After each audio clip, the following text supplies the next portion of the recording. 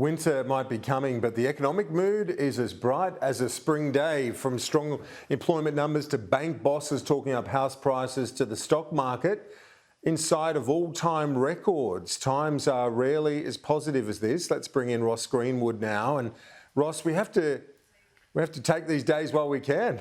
You've got to smile, don't you, Kieran? That's a very important thing to do. We're cynical. We're always looking for the darkness of what might come. But the truth is, today is a pretty good day. Those employment numbers were very strong. For a government that's otherwise embattled in all sorts of areas right now, this is the bright spot. To suddenly find that 71,000 new jobs were created during the month of March is great news. Now, to be honest, most of those jobs were part-time jobs. There was actually a loss of 20,000 full-time jobs. But considering where we were with that unemployment rate at 5.6%, it really is very strong. Other things that are really notable out of these employment numbers, that there are record numbers of women in the workforce. That in fact, in total, there are record numbers of Australians in work, 13.07 million people in a job right now. And of course, when people have a job, it means that they're not collecting welfare from the government and they're paying taxes to the government. And so from this point of view, it is good. And so amid all sorts of other strife, the Treasurer, Josh Frydenberg, stepped out today and celebrated these numbers. We held firm when people were calling for us to extend JobKeeper. We held firm because that was the advice from Treasury, and we couldn't afford an emergency payment like that going indefinitely. Our political opponents said the sky would fall in with the end of JobKeeper. I'm not seeing the sky falling in just yet. And Ross, bank bosses have been out talking, despite some dire forecasts that house prices could have fallen up to 30% by now. All the talk is about trying to keep a lid on the boom. Well, it really is about that. And today you saw the boss of the Commonwealth Bank, Australia's largest bank, Matt Comyn. He was the one, and his bank was the one that was forecasting those falls of up to 30% when coronavirus hit last year. Of course, it hasn't happened.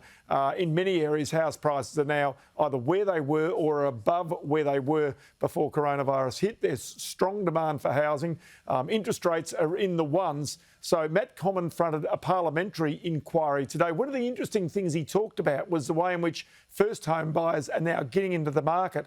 And he's suggesting that a lot of those people really require what's known as the bank of mum and dad, but in fact their parents, to try and get the foothold into our housing markets. I mean, we've seen for some time an increase in terms of guarantors and parents supporting their children to enter the housing market.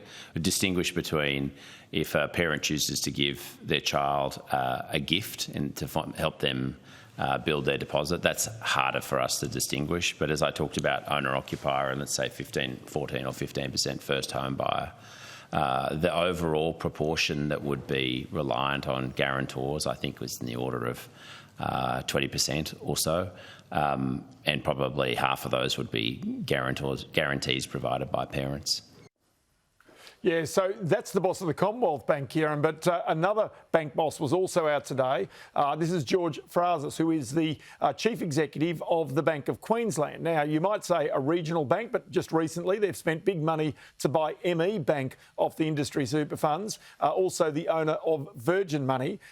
Profits there incredibly strong, largely off the back of exactly what Matt Comyn is talking about, and that is the first home buyer and indeed the residential buying demand. But what I spoke to him about today was really about just if interest rates do start to rise, if prices, inflation, wages start to rise, what impact that might have on, shall I say, the future of interest rates and therefore the future of house prices. Here's that conversation.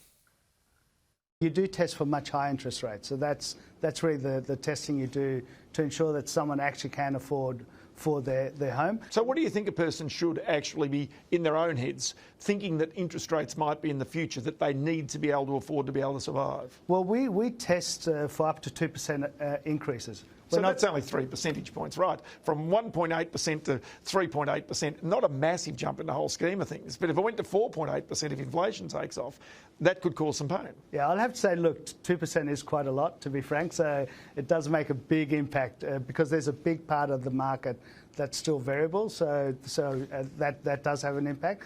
The thing I would say is that what's driven housing growth is owner-occupiers and first-home buyers. So this is not speculative investing that increases house prices. So that's the first thing. So it's great to see these first-home buyers in the market. The other thing is if you look at house prices, they're still slightly off the 2017 peak. So we do have to put that into perspective. And that was exactly the same point, actually, the Treasurer said to me on this program a bit earlier, that it's owner-occupiers, first-home buyers, not investors out there speculating. So I guess that is a good trend. Are there any other signals today, Ross, that our lives are returning to more of a normal? Yeah, you bet there are. A couple of things. Number one, there were traffic numbers out from Transurban. They show that traffic in our major capital cities is getting back to pre-pandemic levels. That's great news. Now, that clearly is shown by the number of cars going through their tollways. In America, not quite so much. But again, here in Australia, it is all about that. The second one is also Qantas. So Qantas says in its domestic airline, at least, it's pretty much back to full employment. So the capacity of the airlines is growing. Virgin also indicates that it's taking on more aircraft to satisfy the demand that's out there. So what you're really seeing here is a picture of life coming back to normal. So if we go to the stock market today, for example, there's no surprise here that the stock market is picking up where it was at pre-pandemic levels. So it's very close to its peaks from there, around 1.8% off its all-time highs. You can see it there, not too far away. It's about 150 points away. And at the close today, the stock market up by 0.5% on this feel-good day, and our Australian dollar even flying a little higher, 77.2 US cents. Yep, glass is half full today. Thanks for giving us the pep talk, Ross. Talk to you soon. Good, no problems.